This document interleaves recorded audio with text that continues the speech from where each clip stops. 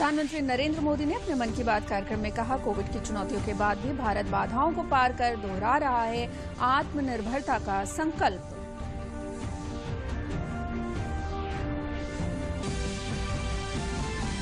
प्रधानमंत्री ने मन की बात कार्यक्रम में देशवासियों की स्वच्छता और वन्य जीव संरक्षण का किया जिक्र। कहा, ये सकारात्मक विचार हमारे जीवन में लाते हैं बदलाव।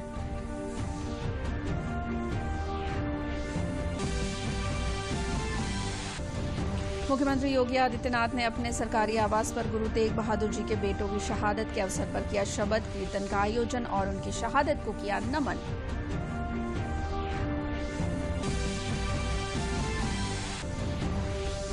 और केंद्रीय मंत्री एवं अमेठी सांसद स्मृति ईरानी ने कांग्रेस पर बोला हमला। कहा, जो लोग गाय के नाम पर राजनीति कर रहे हैं, केरल में उनके कार्यकर्ता गायों की हत्या करा रहे हैं।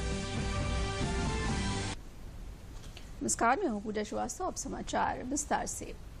साल 2020 के अपने आखिरी मन की बात कार्यक्रम में प्रधानमंत्री नरेंद्र मोदी ने इस वर्ष 2020 सामान्य मानविकी के जीवन में आई चुनौतियों और बाधाओं का जिक्र करते हुए नए साल 2021 में उन बाधाओं पर संकल्प की जीत का रोड मैप खींचा। प्रधानमंत्री ने साल 2020 में व्याप्त कोरोना संकट का जिक्र किया और उस पर आत्मनिर्भरता के मंत्र से विजय पाने के प्रसंगों का उल्लेख करते हुए नए साल के संकल्प के रूप में लोकल के लिए वोकल की अपील की।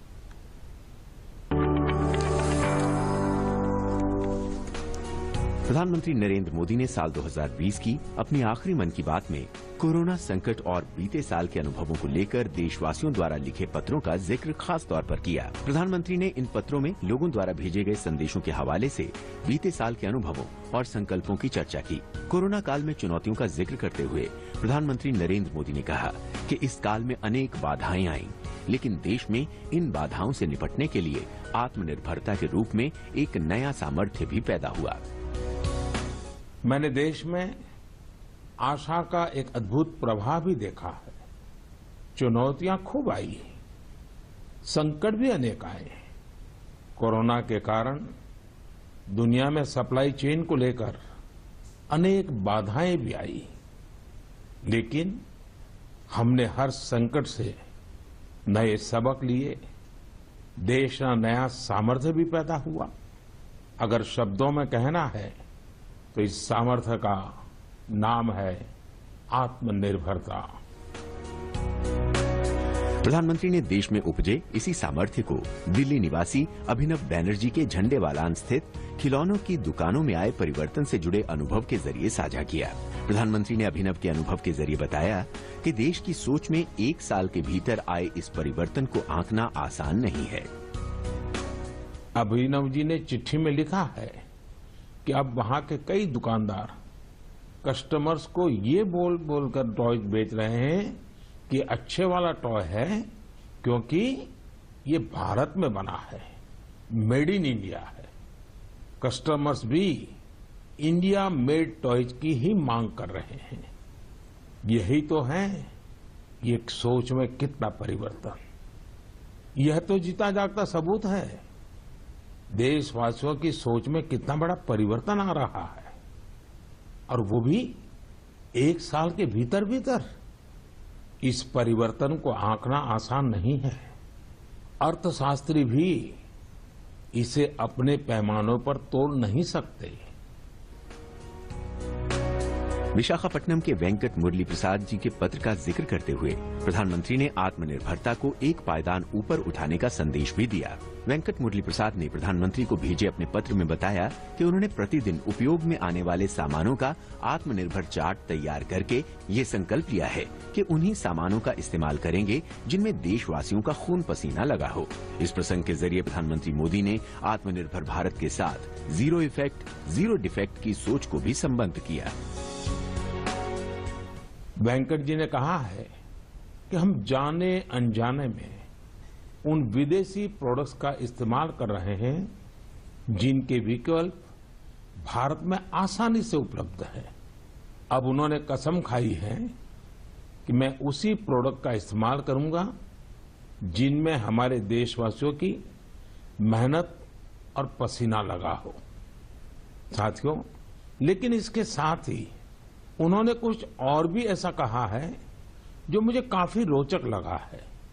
उन्होंने लिखा है कि हम आत्मनिर्भर भारत का समर्थन कर रहे हैं, लेकिन हमारे मैन्युफैक्चरर्स, उनके लिए भी साफ संदेश होना चाहिए कि वे प्रोडक्ट्स की क्वालिटी से कोई समझौता ना करें।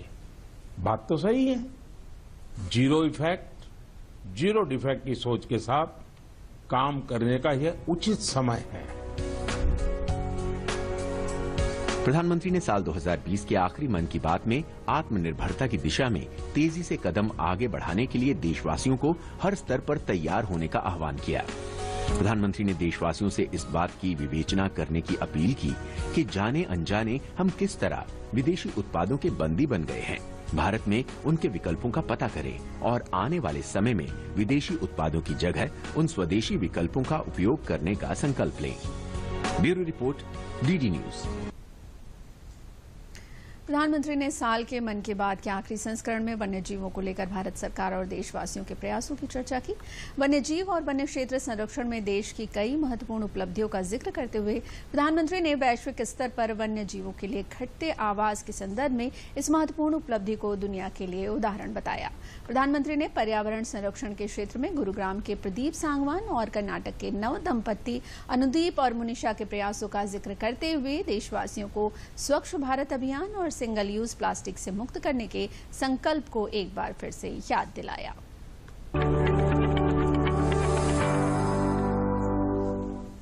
मेरे प्यारे देशवासियों, अब मैं एक ऐसी बात बताने जा रहा हूं जिससे आपको आनंद भी आएगा और गर्व भी होगा। प्रधानमंत्री नरेंद्र मोदी ने साल 2020 की मन की बात के आखिरी संस्करण में वन, पर्यावरण और वन्य जीवों से जुड़ी भारत की उपलब्धियों की भी चर्चा की। भारत में साल 2014 से 2018 तक तेंदुओं की आबादी में 60% की बढ़ोतरी हुई है। वर्ष 2014 में देश में तेंदुओं की संख्या लगभग 7900 थी, जबकि वर्ष 2019 में इनकी संख्या बढ़कर 12,852 पहुंच गई। ये वही लेपर्ड्स हैं जिनके बारे में जिम कॉर्बेट ने कहा था, जिन लोगों ने लेपर्ड्स को प्रकृति में स्वच्छंद रूप से घूमते नहीं देखा, वो उसकी खूबसूरती की कल्पना ही नहीं कर सकते। उसके रंगों की सुंदरता और उसकी चाल की मोहकता का अंदाज नहीं लगा सकते। देश के अधिकतर राज्यों में, विशेषकर मध्य भारत में, तेंदुओं की संख्या बढ़ी है। तेंदुए की सबसे अधिक आबादी वाले राज्यों में मध्य प्रदेश, कर्नाटका और महाराष्ट्र सबसे ऊपर है। यह एक बड़ी उपलब्धि है। प्रधानमंत्री ने देश में शेरों और बाघों की बढ़ती आबादी और देश में बढ़ रहे वन्य क्षेत्र के लिए पेड़ पौधों और वन्य जीवों के संरक्षण से जुड़ी सरकार के प्रयासों के साथ ही नागरिकों के प्रयासों की भी सराहना की और उन्हें बधाई दी। प्रधानमंत्री ने पशुओं के लिए संवेदनशीलता के लिए कोयम्बटूर की बेटी गायत्री के प्रयासों का भी जिक्र किया। प्रधानमंत्री ने कहा कि ये संवेदनशीलता प्रेरणा देने वाली है और ये तभी हो सकता है जब व्यक्ति हर जीव के प्रति दया और करुणा से भरा हुआ हो। प्रधानमंत्री ने इसे सत्कार्य की संज्ञा देते हुए कहा कि ये ऐसे सत्कार्य हैं जिनसे समाज सशक्त होता है। ये संवेदनशीलता प्रेरणा देने वाली है और यह तभी हो सकता है जब व्यक्ति हर जीव के प्रति दया और करुणा से भरा हुआ हो। दिल्ली, एनसीआर और देश के दूसरों शहरों में ठिठुरती ठंड के बीच बेघर पशुओं की देखभाल के लिए कई लोग बहुत कुछ कर रहे हैं। वे उन पशुओं के खाने पीने और उनके लिए स्वेटर और बिस्तर तक का इंतजाम करते हैं। कुछ लोग तो ऐसे हैं जो रोजाना सैकड़ों की संख्या में ऐसे पशुओं के लिए भोजन का इंतजाम करते हैं। ऐसे प्रयास की सराहना होनी चाहिए। कुछ इसी प्रकार के नेक प्रयास उत्तर प्रदेश के कौशाम्बी में भी किए जा रहे हैं। वहां जेल में बंद कैदी गायों को ठंड से बचाने के लिए पुराने और फटे कंबलों से कवर बना रहे हैं। इन कंबलों को कौशाम्बी समेत दूसरे जिलों की जेलों से एकत्र किया जाता है और फिर उन्हें सिलकर गौशाला भेज दिया जाता है। प्रधानमंत्री ने मन की बात में सिर्फ नए साल के संकल्प की ही चर्चा नहीं की, बल्कि आम जीवन में ऐसे संकल्पों को सिद्ध करने वाली प्रेरणाओं का भी जिक्र किया। प्रधानमंत्री ने गुरुग्राम के प्रदीप सांगवान के हीलिंग हिमालयस के उस प्रेरणादायी अभियान का भी जिक्र किया, जिसके जरिए प्रदीप हिमालय के अलग अलग इलाकों में जाकर अपने उत्साही साथियों के साथ पर्यटकों द्वारा फैलाए गए प्लास्टिक कचरे का निपटारा करते हैं। इसी क्रम में प्रधानमंत्री ने कर्नाटक के नव दंपत्ति अनुदीप और मिनुषा की शादी के बाद सोमेश्वर के समुद्री तट पर कचरे की सफाई के संकल्प से उपजे प्रभाव का जिक्र किया। इन दो प्रसंगों के जरिए प्रधानमंत्री ने स्वच्छ भारत अभियान और देश को सिंगल प्लास्टिक यूज से मुक्त करने के संकल्प की याद दिलाई। केंद्रीय मंत्री स्मृति ईरानी ने अमेठी के डीह ब्लॉक में हाजीपुर गांव के लोगों के साथ प्रधानमंत्री के मन की बात सुनी। इस अवसर पर उन्होंने कहा कि प्रधानमंत्री के द्वारा कार्यक्रम में बताए गए आत्मनिर्भर भारत की बात हो या वोकल फॉर लोकल की बात हो, हमें राष्ट्र निर्माण के लिए आने वाले वर्ष में नए संकल्प को लेना होगा।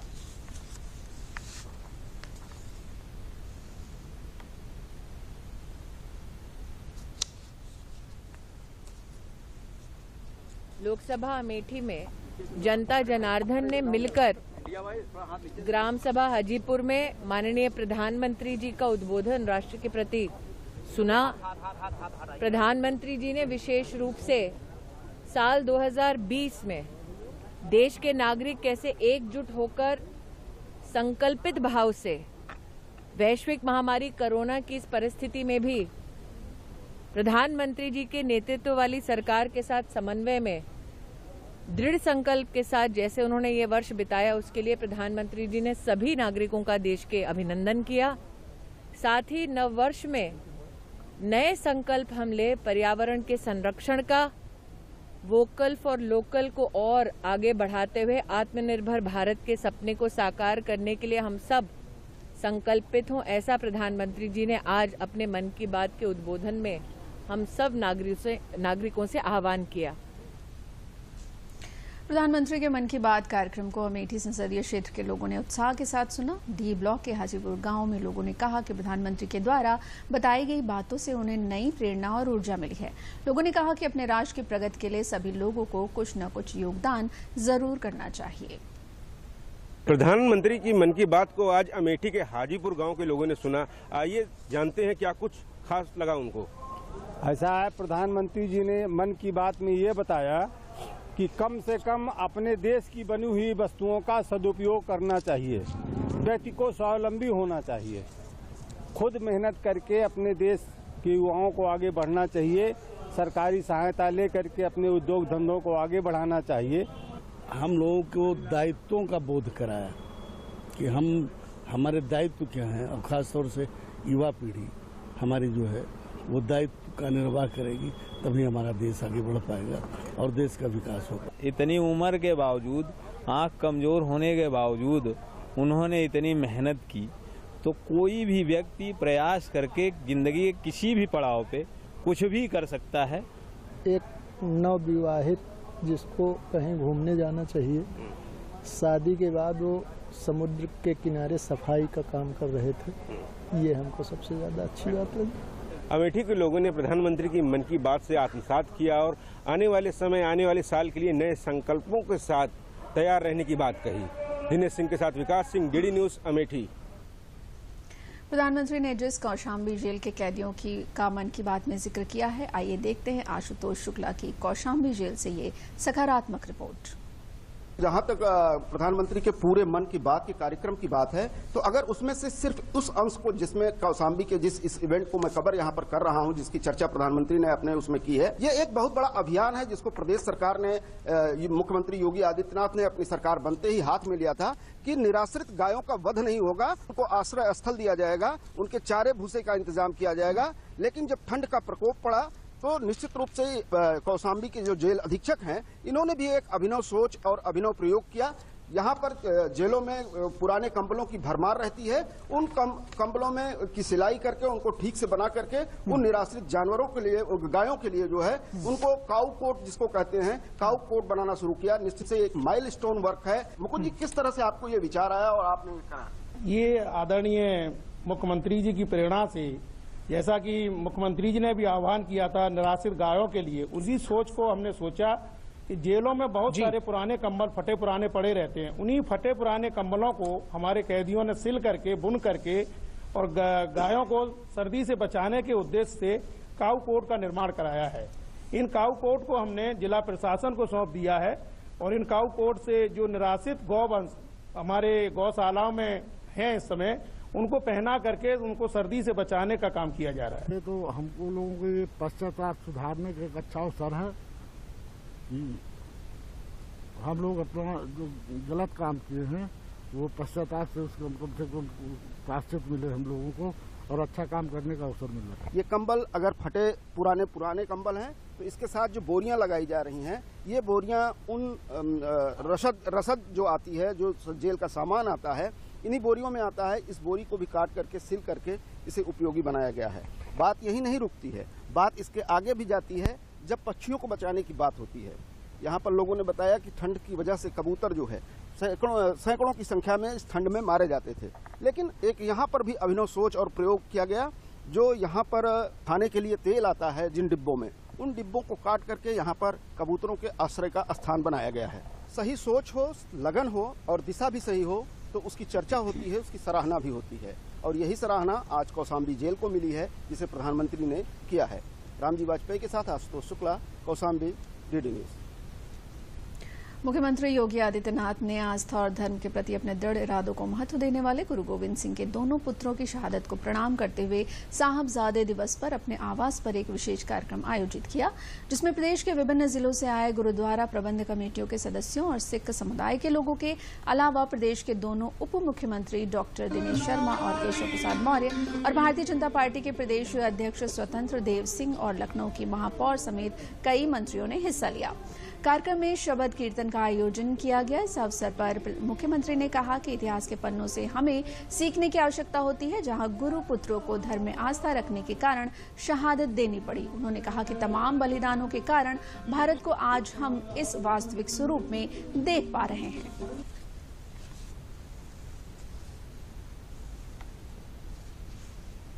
गुरु पुत्रों की स्मृति में साहिबजादा दिवस के रूप में मनाया है।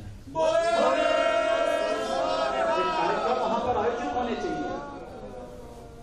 हर विद्यालय में एक कार्यक्रम आयोजित हो, बताया जाना चाहिए भारत के इतिहास के बारे में, बताया जाना चाहिए गुरु परंपरा के बारे में, डिबेट हो इस पर, चर्चा हो इस पर। आने वाली वर्तमान पीढ़ी को और आने वाली भविष्य को भी हमें बताना चाहिए कि अगर आज हम सुरक्षित हैं तो क्यों और किसके कारण। ये इसी त्याग और बलिदान की परंपरा के कारण, जिन्होंने कहा कि नहीं हम इस्लाम स्वीकार नहीं करेंगे, ठीक है हमारे पास ताकत है करके दिखाओ, उफ तक नहीं किया। ये है सिक्की, ये है शहादत, ये है धर्म के प्रति अपने आप को बलिदान करना। और यही कार्य किया था गुरु गोविंद सिंह जी महाराज के चार पुत्रों ने।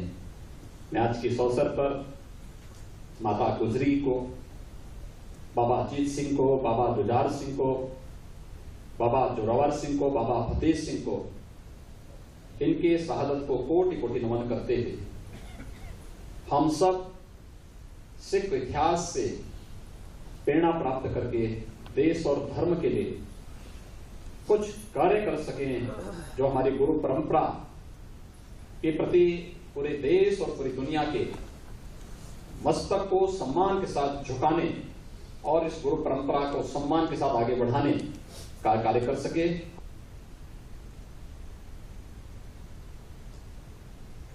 केंद्रीय वस्त्र मंत्री और अमेठी सांसद स्मृति जुबिन ईरानी ने रायबरेली जिले के डी ब्लॉक में लोगों की विभिन्न समस्याओं को सुनते हुए उनके त्वरित निस्तारण के लिए जिलाधिकारी व पुलिस अधीक्षक सहित विभिन्न अधिकारियों को निर्देशित किया। अमेठी सांसद से लोगों ने जहां स्वास्थ्य संबंधी समस्याओं के लिए फरियाद लगाई, वहीं पर आवास के लिए भी लोगों ने प्रार्थना पत्र दिए। अमेठी सांसद ने मीडिया से बात करते हुए कांग्रेस व गांधी परिवार पर हमला बोला। उन्होंने कहा कि उत्तर प्रदेश के अमेठी में सम्राट साइकिल लगाने के लिए किसानों की जमीन को जिन लोगों ने लिया उस पर कुछ नहीं किया। उत्तर प्रदेश में बीजेपी ने गाय के लिए कितना काम किया है ये जनता भली भांति जानती है। अब गाय के नाम पर जो लोग राजनीति कर रहे हैं वही लोग केरल में अपने कार्यकर्ताओं के माध्यम से गाय की हत्या करा रहे हैं। ऐसे कार्यकर्ताओं को कांग्रेस ने बढ़ावा दिया। ऐसे लोगों को उत्तर प्रदेश की जनता भली भांति समझती है और उन्हें कभी माफ नहीं करेगी।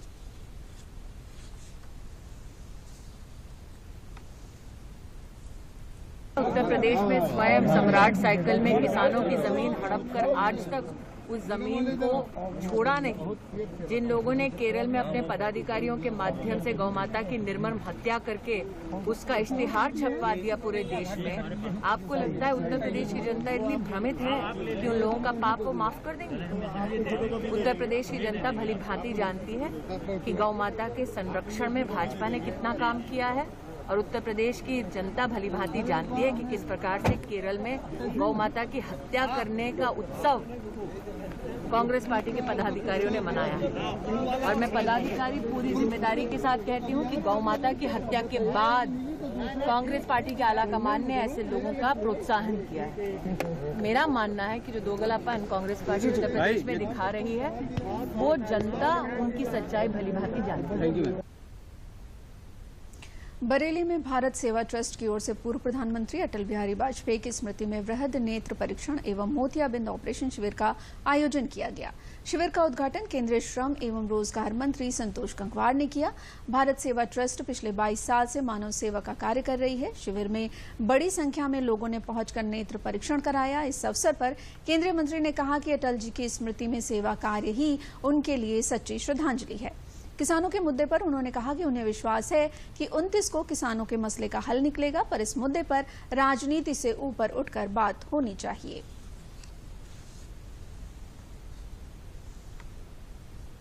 हमारी सरकार ने 2014 जब तक की है वो सब जानते हैं, पर हमारा मानना है कि इस विषय पर जो भी बात होगी उसका हल भी होगा, पर राजनीति से ऊपर उठकर बात करनी चाहिए। किसान की हम कितनी चिंता करें। केंद्र सरकार 2022 तक देश के किसानों की आमदनी को दोगुना करने के लिए कृत संकल्पित है। इसी के तहत किसानों की जल्द खराब होने वाली कृषि उत्पादों की देश भर में निर्बाध आपूर्ति सुनिश्चित करने के लिए सरकार ने किसान रेल चलाई है। अब इसे विस्तार देते हुए प्रधानमंत्री नरेंद्र मोदी आज वीडियो कॉन्फ्रेंसिंग के जरिए 100वीं किसान रेल को झंडी दिखाकर रवाना करेंगे।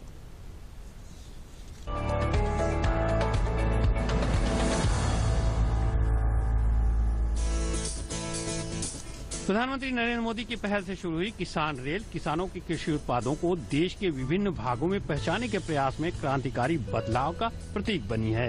एक देश एक बाजार की संकल्पना को साकार करती किसान रेल के नेटवर्क को विस्तार देते हुए प्रधानमंत्री नरेंद्र मोदी 28 दिसंबर को वीडियो कॉन्फ्रेंसिंग के माध्यम से महाराष्ट्र के संगोला से पश्चिम बंगाल के शालीमार के बीच 100वीं किसान रेल को झंडी दिखाकर रवाना करेंगे।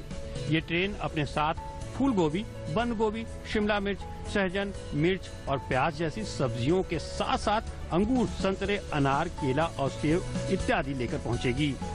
रेल मंत्री पीयूष गोयल ने मीडिया से बात करते हुए कहा कि अन्नदाता के हित में किसान रेल की जहां भी जरूरत होगी विस्तार किया जाएगा। किसान रेल एक अच्छा प्रयोग माननीय प्रधानमंत्री जी के आशीर्वाद से शुरू किया गया है।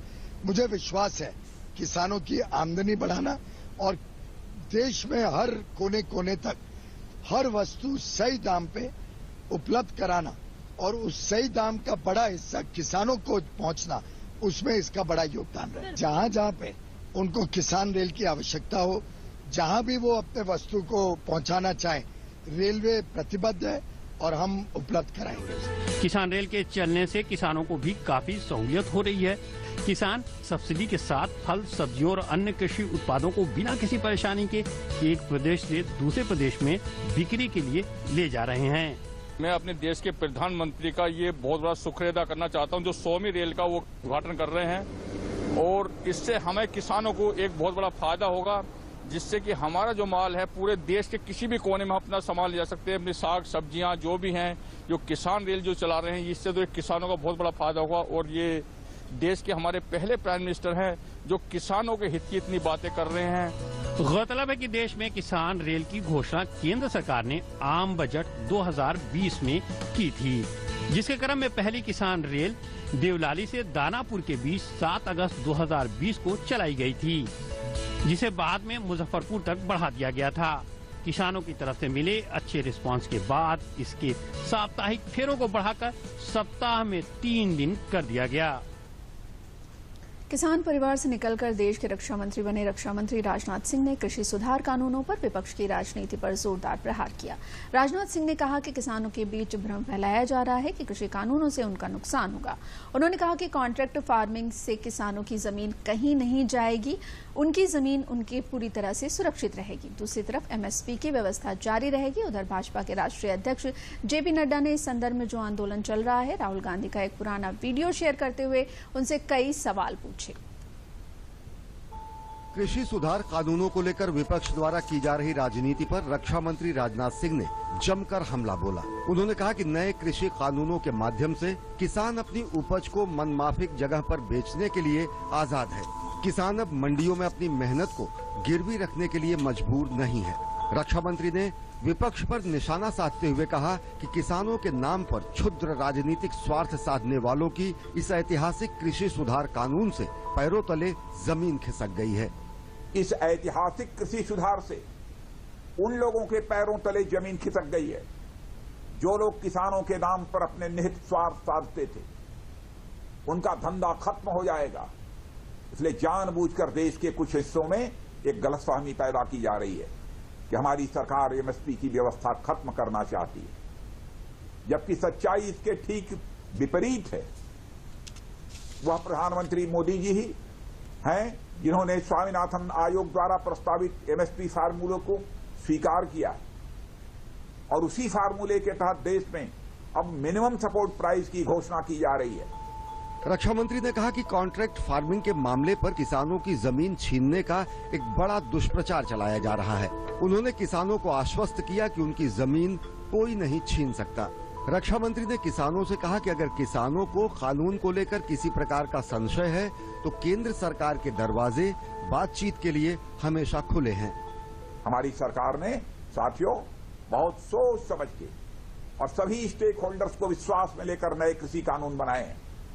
मैं किसान भाइयों से अपील करता हूं कि कम से कम 1.5-2 साल इन कृषि सुधारों के असर को देख लीजिए।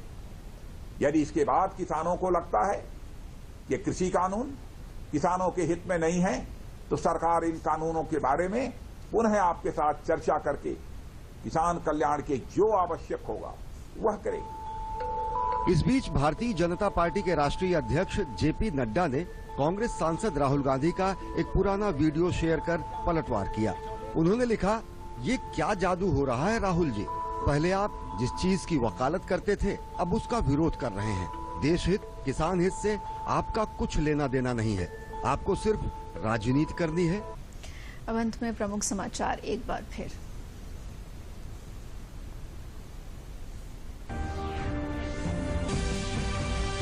प्रधानमंत्री नरेंद्र मोदी ने अपने मन की बात कार्यक्रम में कहा, कोविड की चुनौतियों के बाद भी भारत बाधाओं को पार कर दोहरा रहा है आत्मनिर्भरता का संकल्प।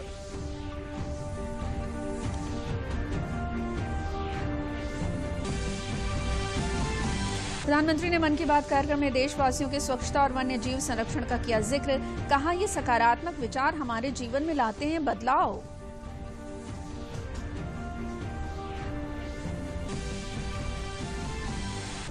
मुख्यमंत्री योगी आदित्यनाथ ने अपने सरकारी आवास पर गुरु तेग बहादुर जी के बेटों की शहादत के अवसर पर किया शबद कीर्तन का आयोजन और उनकी शहादत को किया नमन।